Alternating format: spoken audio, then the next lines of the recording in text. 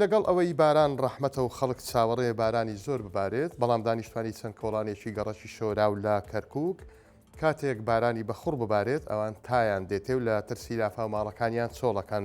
ئەو ماڵانەی زیاتر کێشەیان هەیە بە دیاریکراوی ماڵەکانی پشت گۆریشی کشت و کاڵن کە نەک هەر ئاوەڕۆیان نییە، بەڵکو بەهۆی نەبوونی محاویلەی کارەبا کێشەی کەمی ڤۆڵتی کارەباشیان بۆ دروست بووە.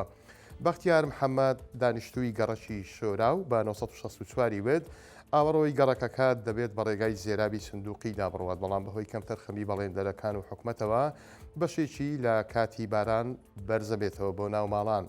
هەندێک لە ماڵەکان لە کاتی باراندا چۆڵی ئەکەن. دەشڵێت نووسراومان کردووە بۆ هێنانی مەحاویلەی کارەبا، بەڵام بێسوود بووە. کارەبا تا ئەگاتە ماڵەوە ڤۆڵتەی دائەبەزێت و ناچار بە ئامێری ڤۆڵتاس کارەبا بەرزەکەنەوە.